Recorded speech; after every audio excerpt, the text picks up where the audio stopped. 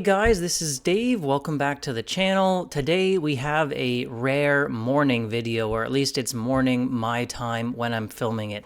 This might be the first video ever that I've filmed on this channel before noon. So I'm not a morning person, but I'll do my best to be entertaining for you.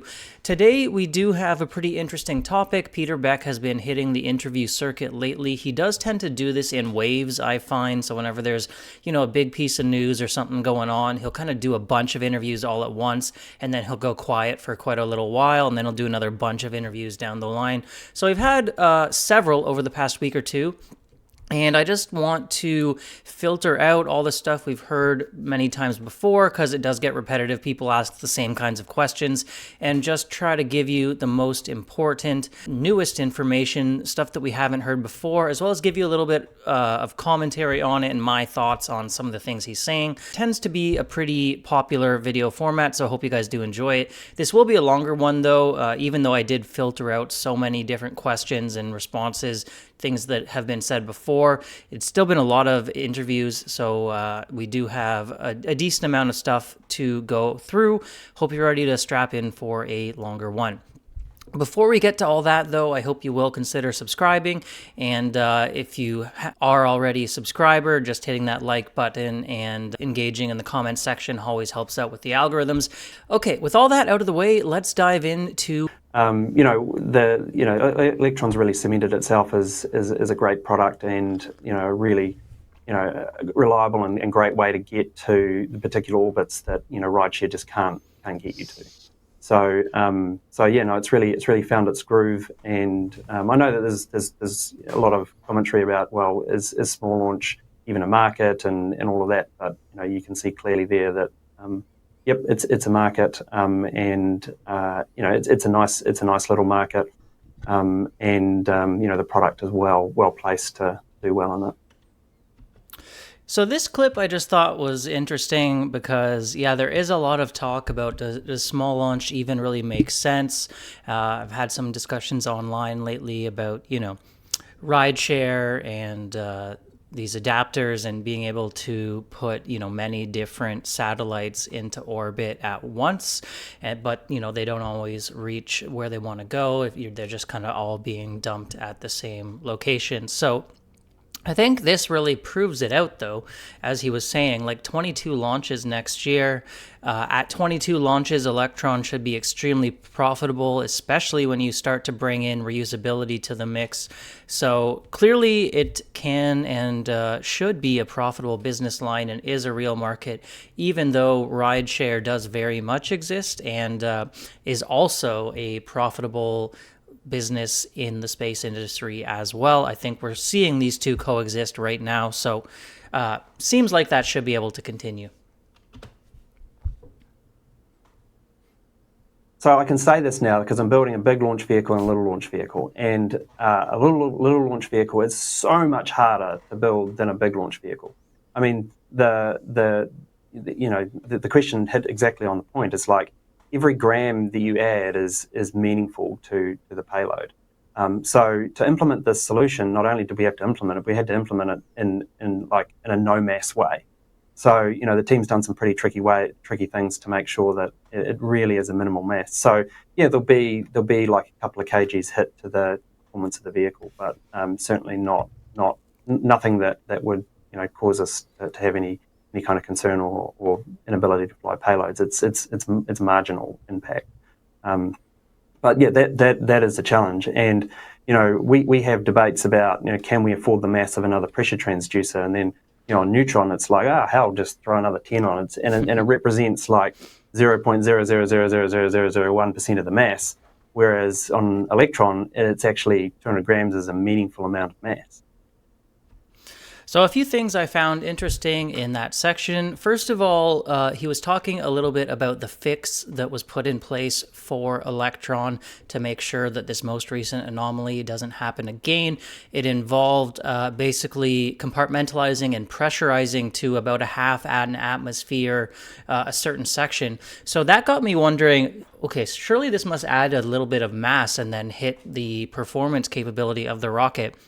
And what we heard there sounds like it adds a couple kilograms of mass to it. So I guess there'd be a couple kilogram hit. So maybe instead of delivering, 320 kilograms, you deliver 318, but it sounds pretty marginal and well worth it if you can ensure that you're not going to have any more failures. The other thing nice to hear is just talking about how much easier he thinks the larger Neutron rocket will be to build out than Electron, because they have so much more margin and they can do so much more, whereas when you're a small launch vehicle, it's so hard to fit everything in, and some things just don't scale down any further.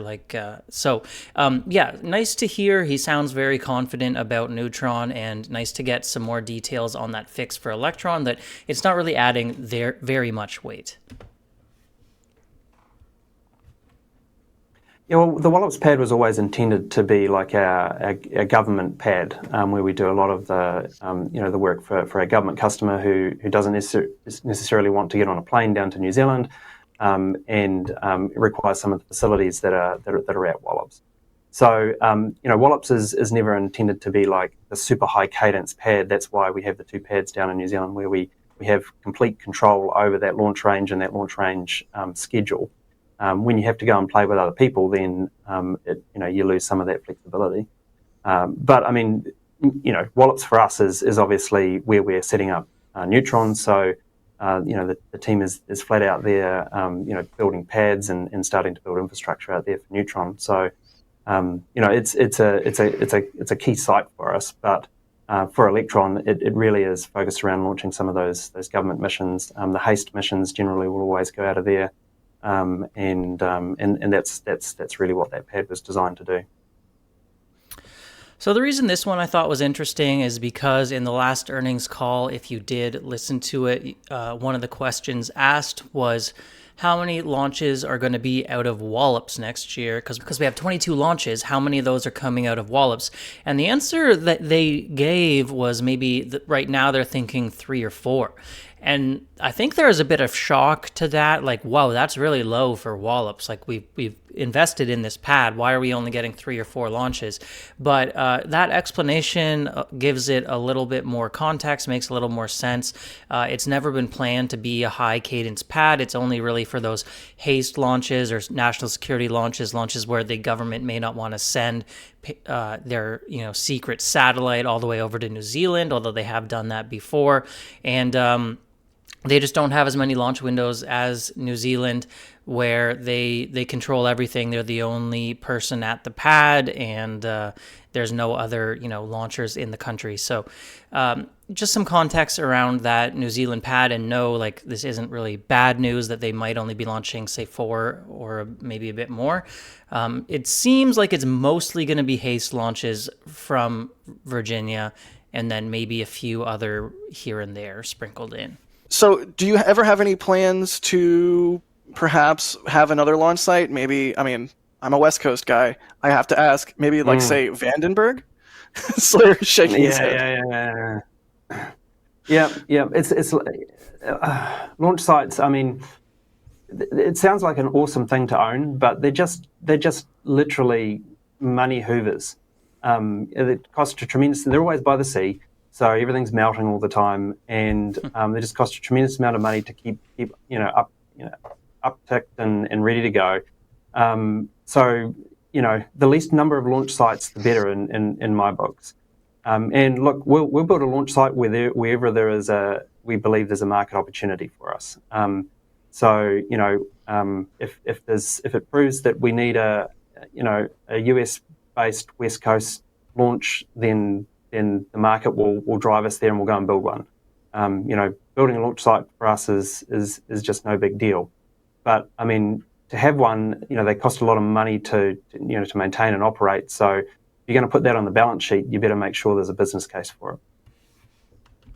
This one just about launch sites. Obviously, there's been some speculation online whether they might eventually want a launch site, say, in Australia, because they do have that Australian subsidiary now, or on the West Coast of the United States. There was a requirement, I believe, for Lane 1 of Phase 3 of the NSSL to be able to launch from both coasts, or I believe that was don't quote me on that, but I'm pretty sure.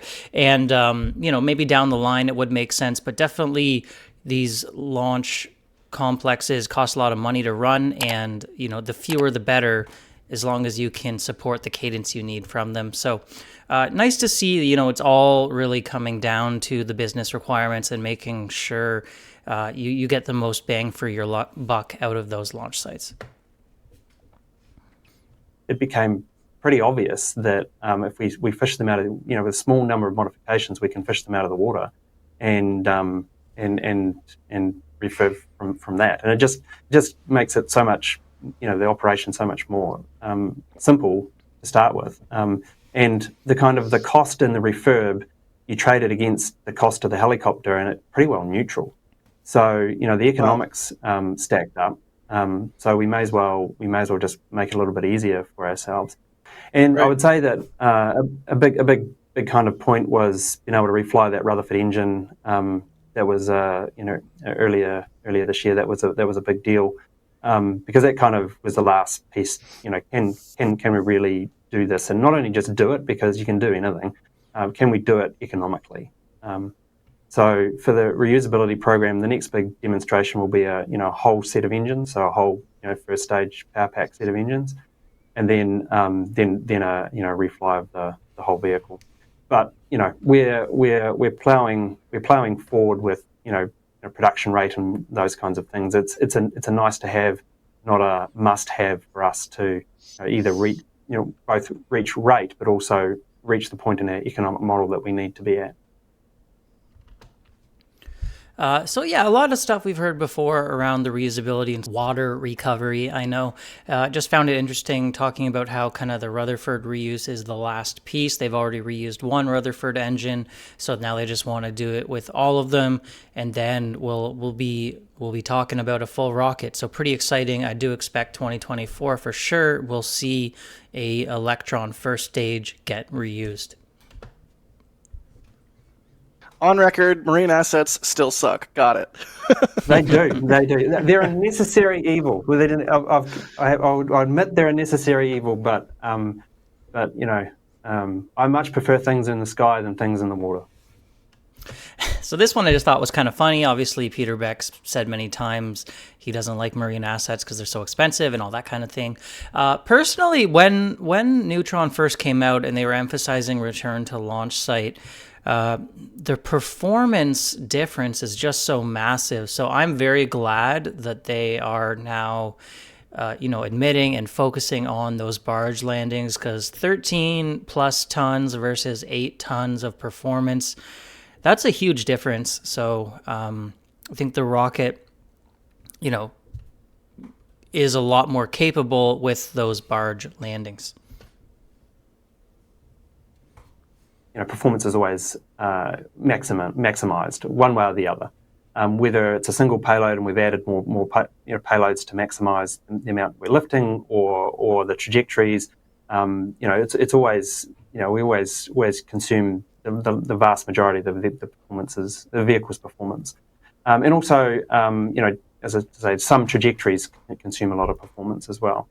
So some of it is just based on what we're able to fly with the vehicle, and then also prioritizing the rate necessarily over reusability next year is important for us. So and that manifest is kind of as it stands probably last week, and the manifest changes all the time. It's literally like a giant game of whack-a-mole. So I guess there's a long-winded way of saying, don't be surprised if there's other reusable vehicles pop up, or there's other stuff that pops up as we go through the year. So I guess the main point of that I found interesting was don't be surprised if we get more reusable vehicles. We did kind of see the chart of which missions are planned for next year and which ones are being reused. And more might come up and things might change. So, it'd be nice to see if they end up slotting a, short notification mission in where someone comes to them is like, yeah, we need to launch in 3 months, and Rocket Lab can very much do that kind of thing usually. So it'll be interesting to see, how that manifest does shape up going forward into next year. So the next major step is a full set of 9 engines on the first stage. making sure that we get that kind of milestone ticked off, and then the next milestone after that is it's a completely reflown booster. I mean, the actual tanks are a relatively low risk, low kind of uncertainty for us. The things that are high uncertainty, of course, are things like engines and avionics and those kinds of things. So I think obviously it looks like a complete rocket when you've got the tubes there, but the tubes by mass and complexity represent a relatively small portion of it. So maybe sooner than later? It's hard to say. It kind of depends. It depends on a number of things, because those reusable vehicles, we have to, the number one priority is getting customers to orbit on time when they want, and so that drives everything. And then when we've got reusable missions, and we can do them, we do them. But if a customer has a particular requirement to be on orbit at a particular time, and it's not a reusable vehicle, we're not going to push that customer away, and so that's really the priority for us. So just there, a few points were interesting. Number one, cadence is the most important factor. You amortize those costs, those fixed costs across more launches. It means more profits for the company.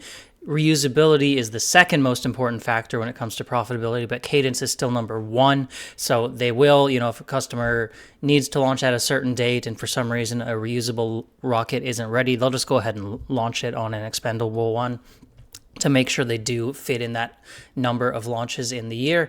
And reusability is more of just a nice to have to improve margins. The other thing that was interesting is talking about, I don't know if you caught it there, but when it comes to refurbishing and getting Electron ready to refly after going in the water, the giant structure of the vehicle, like the vast majority of it, if you look at it, sure, it looks like this massive rocket. Most of the body of it is just empty tanks at that point after the propellant has been expended, and they're not too worried about that. So you might think, okay, they've got the engines figured out, but now they have this whole massive vehicle left they need to deal with. No, the body of the vehicle is actually fairly simple, and they don't have to worry too much about the waterproofing. The main concern was with that Rutherford engine and a few other more sensitive components. And, a Rutherford has already been reflown, so a very good sign for reusability. And I think it's pretty much like, I don't want to jinx it, but I think it's pretty much guaranteed that it will happen at this point now that we've had a reflown Rutherford already. When you guys are hanging out around the water cooler or in the break room or having a beer at the bar or whatever, do you ever chit chat, man, but after Venus, we should do this. Do you have any wild things you've thrown at the dartboard? That's called entrepreneurial drift. You've got to be careful with that. Scope creep. No. Scope creep. Yeah. No, Venus is a big enough thing to really focus on. But I mean, look, the cool thing is that with the Photon, the deep space Photon spacecraft, is we can go anywhere that's kind of in that kind of near Earth regime, whether it be a comet or an asteroid or Mars or Venus, whatever. We can sort of stooge around our solar system, which is a super cool capability. And we have the Escapade missions that we're building for NASA at the moment. Those are two missions that are going to orbit Mars next year. So we love building those interplanetary spacecraft and doing that work. I think the whole team has a real deep passion for exploring our solar system and our universe. I would love to go deeper as well. I think the Voyager probes are super cool, but let's get some stuff way out there, and I think there's a lot to learn for sure. I guess that's the out of context Peter Beck quote of the year. I would love to go deeper as well. But seriously, so yeah, Photon, I think, doesn't get enough attention. It's an extremely capable little vehicle. Still blows my mind, really, that this tiny rocket, I mean, if you see it in person, which I haven't, but compared to other rockets, Electron's so tiny, still able to send spacecraft to the moon, to Venus, to Mars. Really amazing. And I do really hope that Photon gets more interplanetary missions over the next several years and more missions deeper in space. If you caught it there at the end, the Voyager probes were sent way back in the day, and they've already left the solar system. And Peter Beck was talking about going even further than that. So that's very interesting, talking about sending stuff like way out past the edges of the solar system and seeing what science can be done out there could be an interesting endeavor as well. There is kind of a paradox with the small launch vehicle, in the fact that you have a $7.5 million sticker price, and you have to amortize all of the people over and all of the processes over a $7.5 million sticker price. If you've got a $60 million sticker price, then you've got a much bigger team to amortize. And just pick on one team, like the flight safety team, for example. We can't afford to have like 30 people running all the trajectories and building all the flight safety products and submitting all those to FAA and all that. Like, we just can't afford 30 people to do that. We need like 3 people to do that. So what that drives you to is just incredible efficiency, automation, and just being really, really smart. So in that simple way, it's so much harder to build a small launch vehicle as a business than it is a large launch vehicle, for sure. And then, there's the physics of it where, not everything scales. Like, if we talk about a pressure transducer, well, that's a real thing. Like, a pressure transducer only goes so small. And so at some point, like, everything only goes so small. So those things start to attribute meaningfully to the mass of the vehicle. So from an engineering perspective, it's much more difficult. So it really is, if you can pull off a small launch vehicle with a high cadence and high reliability, a large launch vehicle is a piece of cake. I mean, and I made the comment before, it's so much easier to build a big rocket than is a little rocket. Well, there's a truism in both the actual vehicle itself, from the engineering through to through to the operational and the business model. It's just way easier to do. A lot of cool info here. I really like this clip, basically talking about, how much easier it is to build a large launch vehicle versus a small launch vehicle, talking about it's both true on the business side versus on the actual building of the rocket side and design. So that gives me a lot of confidence for Neutron. Hopefully gives you guys a lot of confidence for Neutron as well. And what I really hope is that, because they had to be so brutally efficient for Electron, making it profitable while launching, a $7.5 million rocket, once they're launching a $60 million rocket or $55 million, they can keep a lot of that efficiency and be even more profitable with Neutron. So say, Electron has 3 people for flight safety, a traditional rocket has more like 30 people for flight safety. Maybe with Neutron, they can still keep it at 3 and, successfully do the job that needs to be done. So hopefully the fact that they had to learn to be so darn efficient with Electron will bode well for Neutron down the line. The other thing I think is true is the thing that makes a big launch vehicle difficult is not so much engineering, it's capital. So for a small launch vehicle, you can build a launch site and it doesn't cost you that much because there's not much concrete in the ground and there's not much steel in the ground. With Neutron, the real challenge with Neutron is not necessarily the engineering, it's just the quantum of capital and the quantum of infrastructure you have to build to make that successful. That's why all rocket companies, probably bar none, start off by building a little launch vehicle first, and then they move to a big launch vehicle. Because to just go straight to building a big launch vehicle, you don't have the credibility to raise the level of capital that is required to actually go out and just straight out build a big rocket. Because it's just enormous. I mean, like I say, that is the hard bit about a big rocket is the capital, not necessarily the engineering. Certainly, the business model is far easier to close than a small rocket. Yeah, this one, of course, I found interesting as well. The obvious question, if a larger rocket makes so much more economic sense, why are all these companies coming along building small rockets and we're not seeing very many starting off with a large rocket? And it's because, you need like $1 billion practically to build a large rocket, and no one's going to write $1 billion check to some guy who's never launched anything before, never proven anything before. So you have to kind of start with that small launch, which is so hard, as we saw, to be economically viable and so hard to build a good vehicle. So the fact that Rocket Lab's already past that point, and you have a lot of these other companies still working on their small launch vehicle, not even starting to work on a larger launch vehicle yet, I think shows Rocket Lab so far ahead. And once again, like a very good sign for the business model of Neutron. Neutron. So it's currently in development.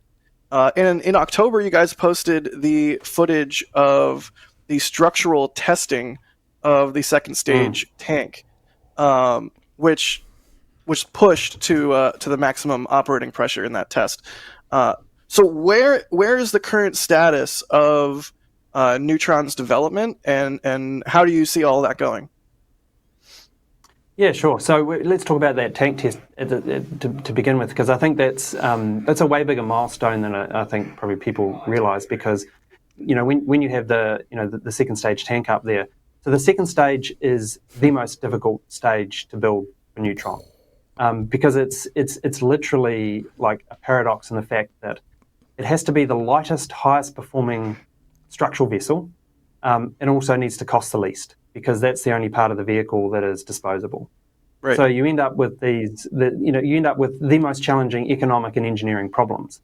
And so, if you can successfully build that second stage tank, you look at the first stage tank and it's got heaps more margin and it's way gruntier and all the rest of it. It's a piece of cake. So that's the reason why we really focused on the second stage first, is because do the hardest thing first. So to get to the point, getting a frosty tank and then MEOP and then actually to failure is a huge milestone, because what that essentially means is that we met those test objectives. Is that all the material science and all the material work is done, all the manufacturing of the tank, and it sort of doesn't show it in the images, but that thing's freaking big, and it's 5 meters in diameter. It's really big, right. And it's a large composite structure. That's really hard, and the way that the Neutron is architected is it's kind of a hung tank, so there's no structural load path through the tank. It's kind of hung inside the first stage, right. So that tank. Most people don't believe me when I say that tank weighs the same amount as a Harley Davidson. Like, it's 300 and something kgs, that tank. It's nuts. It's so incredibly, it's wow. so light. And that's what gives us the low cost, because there's almost no material in it. And it gives us the incredible performance of the upper stage of the vehicle. So that tank is really, really something else. It's it's a really big milestone. So I actually learned a lot from this clip here.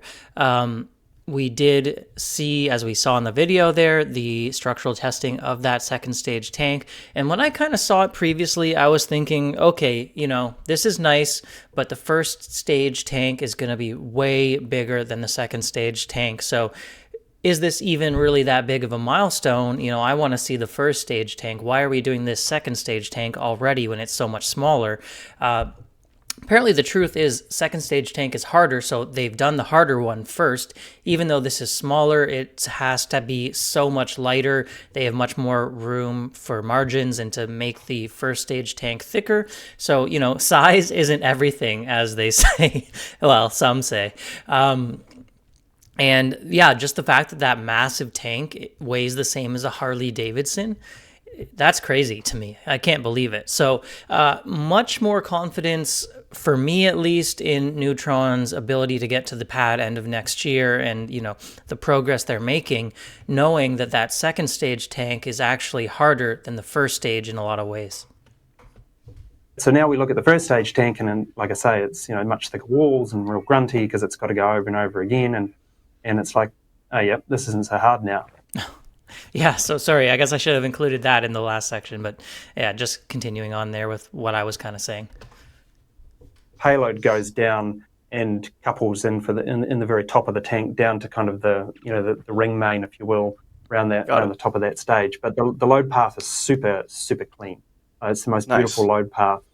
It's kind of like you stand in front of a whiteboard and then draw the ultimate load path, and then that was the basis for starting the design of the vehicle, and because in order to make the vehicle as reusable as possible, as I think everybody knows, we hold the fairings on the first stage, Right. and we bring those fairings back down on the first stage. So that is a really parasitic kind of performance thing to do. So you have to find other ways to make it up, to make the rocket equation close, because you can come up with all these great ideas to make reusable launch vehicles, and they sound all cool, and then you do the maths, and it's like you get 100 kgs to orbit. So it's all a giant kind of trade-off. So if you look at our first stage compared to our second stage, like the first stage looks giantly oversized to the second stage, and that's because we're bringing a lot home on the first stage, and we're making sure that first stage is good to go and again with minimum amount of refurb. So it's just all a big engineering compromise about where you put the margins and where you put the performance.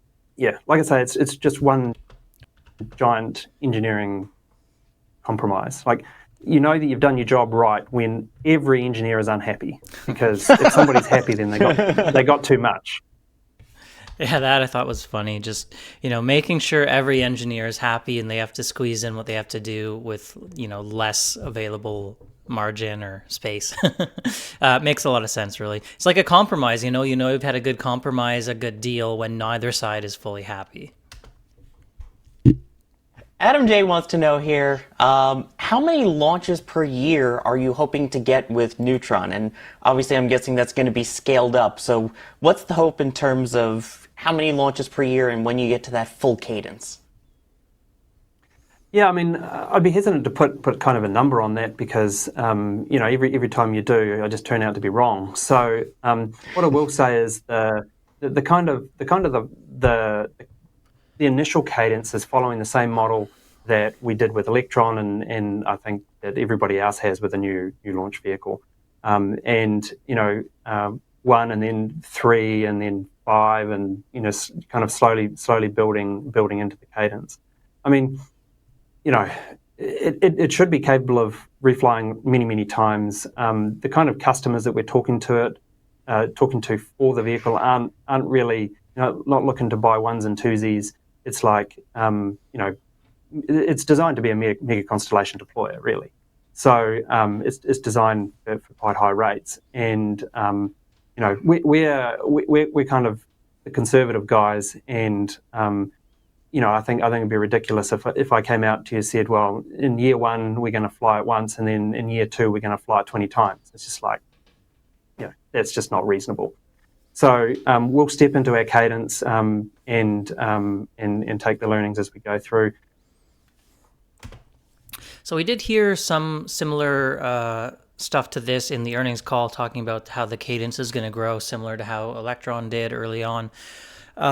And just talking about how conservative they are, I do think maybe there is room for improvement on that. They would much rather under-promise and over-deliver versus over-promise and under-deliver. So sounds to me like there might be some room for like a positive surprise on that end, especially, if the vehicle does end up performing quite well and not needing a ton of refurbishment between flights, which is, of course, the whole plan. Yep. So in the kind of original architecture, and this is where your engineering trades just come in, right? It was a return to launch site. Was like, well, let's just return them all to launch site. But actually, that you chew a tremendous amount of performance to do that. So a Neutron RTLS is like 8-ton payload. A downrange drone ship landing is 13 tons payload plus. So there'll be certain missions where return to launch site makes sense, but from a kind of economic model, it's the baseline is to return back to a drone ship. So yes, we will have more marine assets, which I've kind of resigned to the fact of one way or the other. But I mean, it's just the most efficient way, of doing it. You just trade out too much payload to do RTLS. As I said previously, yeah, I'm very glad that they are doing the drone landing and not focusing only on RTLS. Although I guess, the original focus on it meant that the economics made a lot of sense. And I'm sure there is, a lot of benefits to not having to deal with those drone ships. So are there any plans for like sort of hop tests with Neutron, or is your first launch with Neutron just going to be sort of an all up? We're sending it. Yeah, no, we'll just bring it home. We'll try to. I mean, look, if we hadn't had the experience with Electron, then you'd go, yeah, no, there's a lot we need to learn there. But this is kind of, I think I've said it before. If we hadn't gone through the process of trying to reuse Electron, like trying to make a reusable launch vehicle with Neutron would just be an incredibly daunting task, and you'd have so many unknowns, and known unknowns and unknown knowns, that it would be, it would be really difficult, and you'd have to kind of, chunk the problem up and to start breaking it off into various kind of different things. It's not the first time we've ridden the wave back through the Earth's atmosphere, so the learnings. If nothing other than those learnings comes from Electron's reusable program, it will be 1,000% totally worth it. From materials, from control algorithms, to understanding how vehicles actually interact with the atmosphere, to thermal protection systems, we've learned it all. So, I'm sure there's more to learn, but we've learned enough that we'll just have a crack at bringing it straight in. Wild to me. I don't think they've mentioned that previously.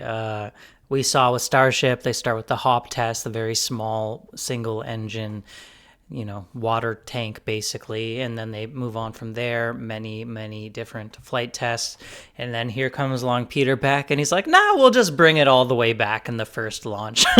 That first launch is going to be so exciting, so stressful. I really can't wait. Really hope they are able to bring it back. But I'm sure even if it explodes, they'll learn a lot from it and go from there.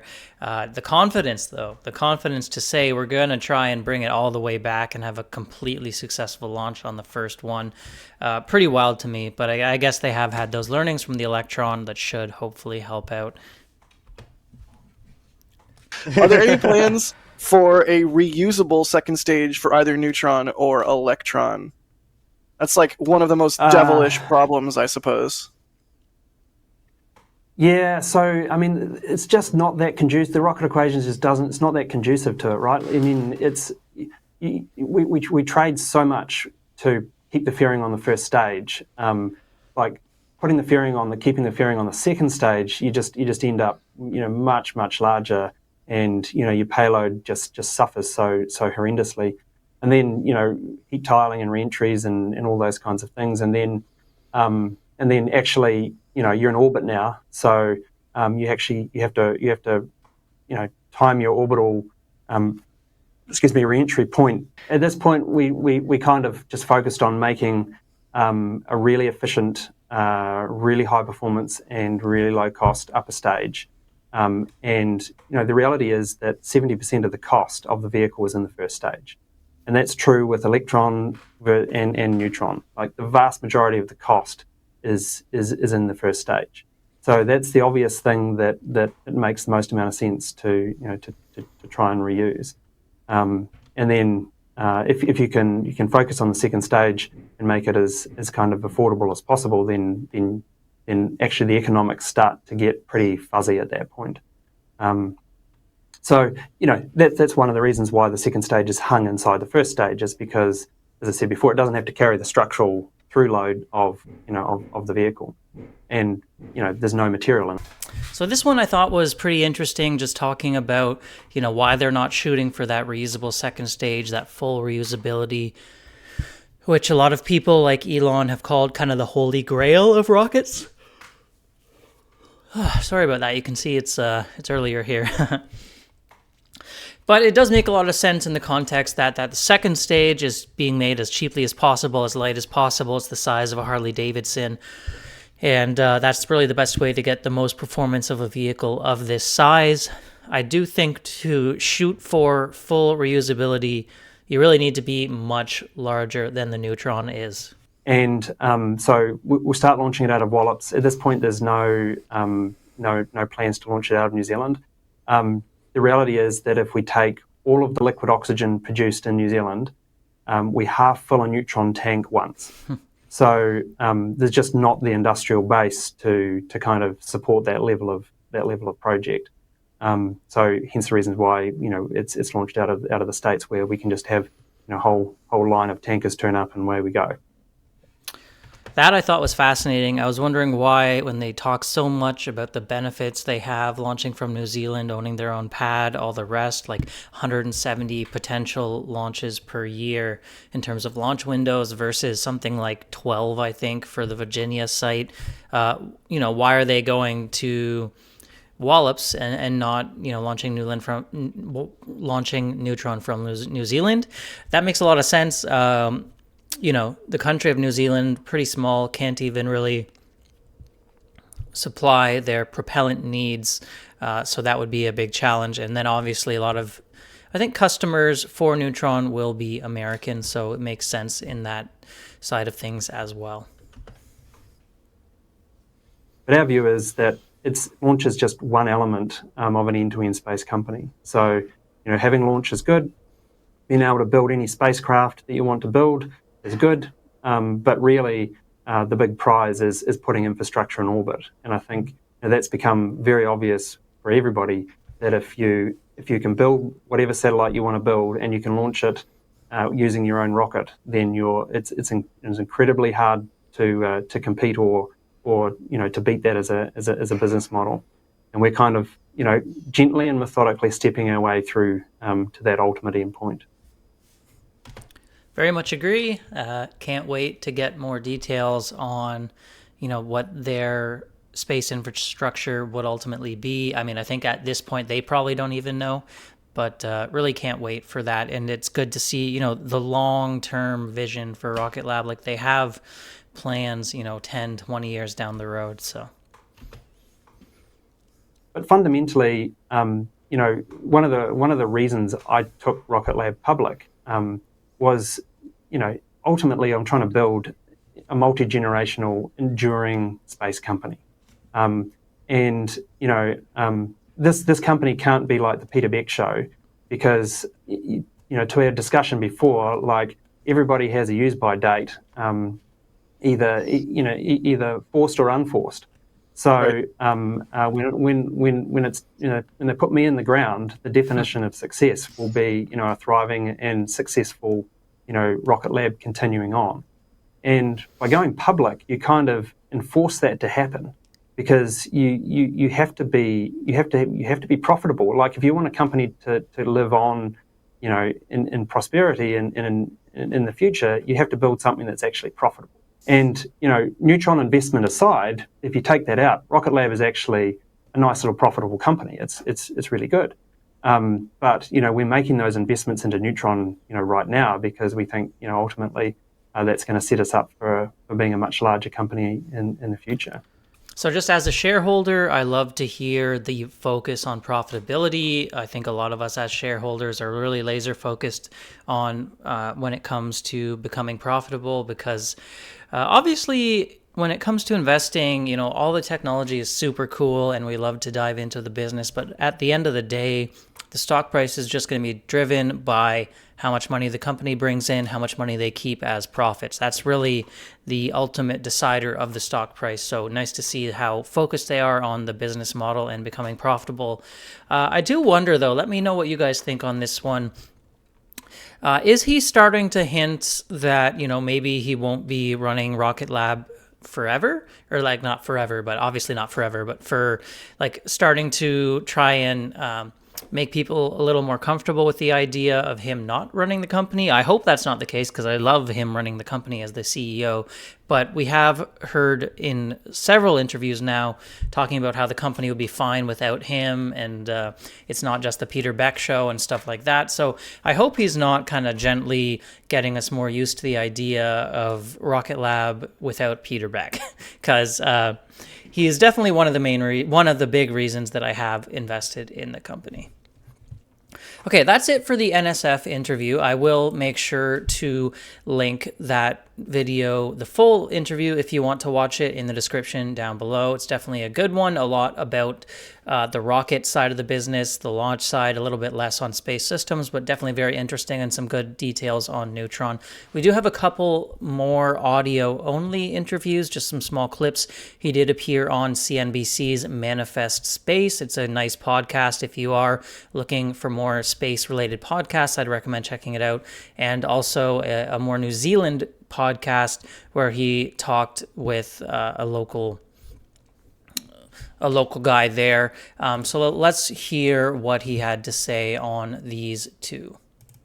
Yeah, no, I mean we're in definitely I would describe us as a under a huge growth phase. So that was a quick one. I like to hear him saying, we're under a huge growth phase. Obviously, it bodes well for the future. And obviously, that's reflected in the staff count of the company. And growth is good. What do you want to achieve? Is there a goal that you have in mind? Is there something you want to achieve that you haven't yet? Oh, heaps. I reckon we're about 1/3 of the way. Priority for the company right now is really get to the point of profitability. I mean, it's a publicly traded company. That's what all of our shareholders need and expect. And the company itself is in great shape. We're investing a tremendous amount in Neutron, and we're ploughing everything back into Neutron because we think that's going to be a really disruptive product. So that's really the focus for the next few years is get that product up and running and get the company in a really good state.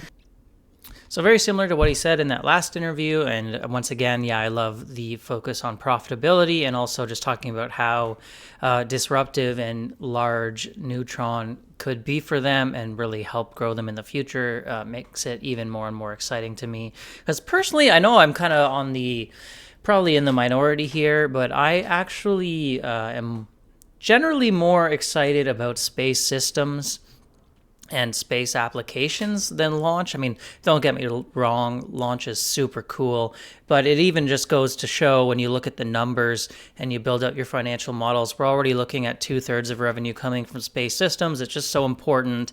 So, but I am excited for Neutron and the larger price tag on those launches.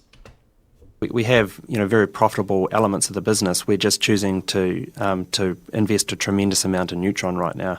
That's $250 million US dollar plus program. So that's where the capital is being deployed, and we think that unlocks something like a $10 billion opportunity for us. So it's well worth doing.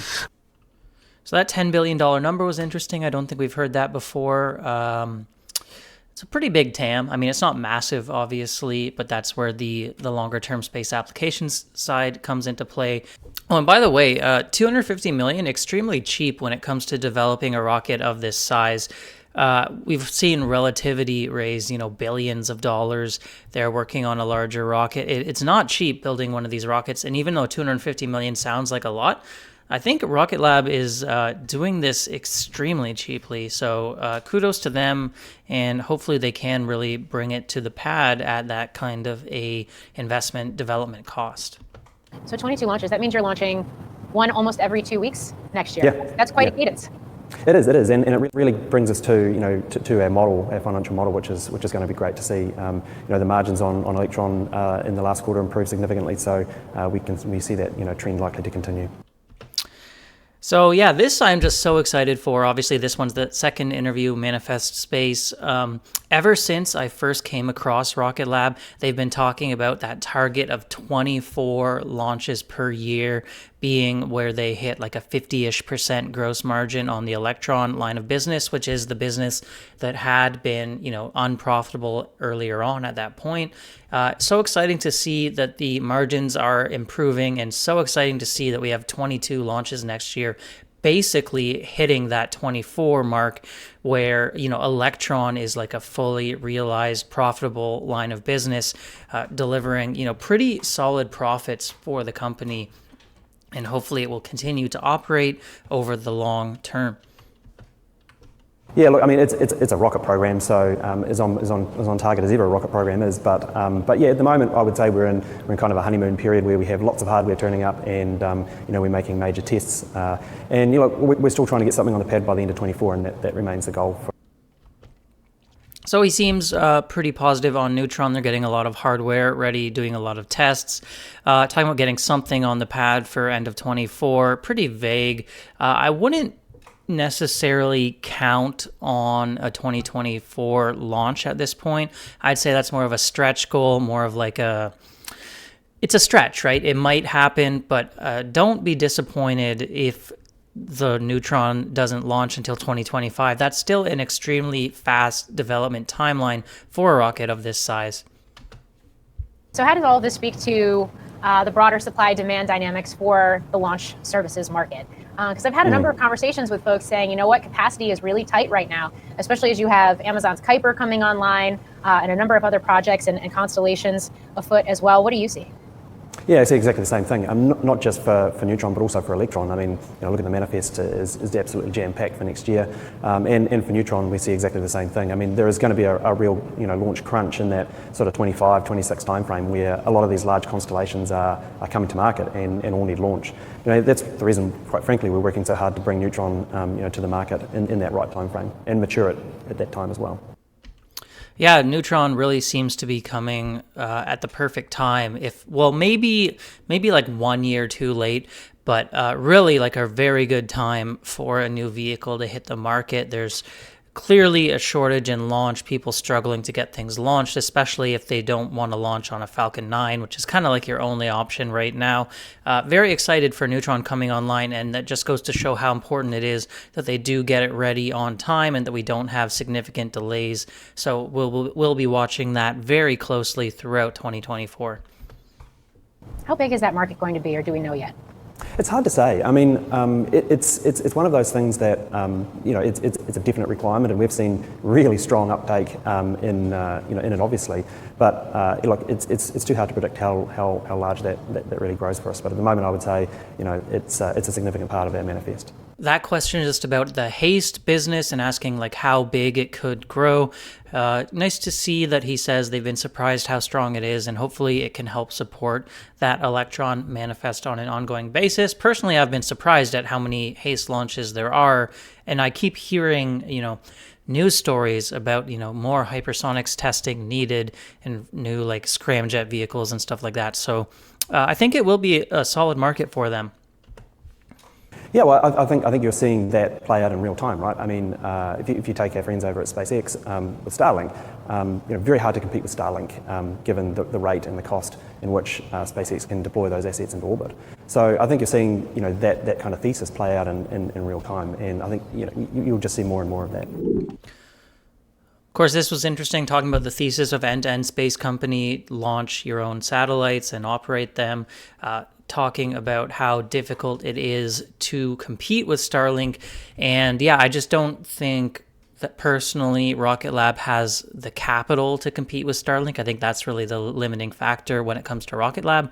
And I do think they recognize that, so I don't think we are going to see, Rocket Lab's, Space Link or whatever, and it'll be like a direct head-to-head with Starlink. But I think they will find a nice little market for themselves somewhere in the space industry. They have a lot of insight into that, being where they are, building out satellites for others and launching them, seeing, who is successful and who isn't, and every reason to be confident with that business model going forward.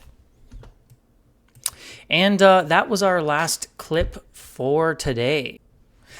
That's it for our Peter Beck interviews today. Thank you guys so much for watching with me. I will try to link all of those full interviews down in the description below so you can go and check them out. Definitely do go and support those channels and those publications. They all did a great job asking Peter interesting questions and getting us some great information. They definitely do deserve a follow of their own. And there's definitely a lot more where that came from. I just cut this down to what I thought was the most interesting and the most new information.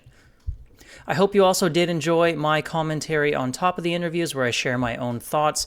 Please do let me know your thoughts in the comments below if you notice anything I might have missed or anything else from the interviews that I did cut out that you found extremely interesting. Let me know down below and I'll be sure to check that out.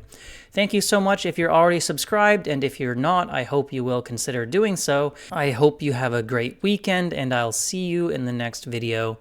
Bye for now.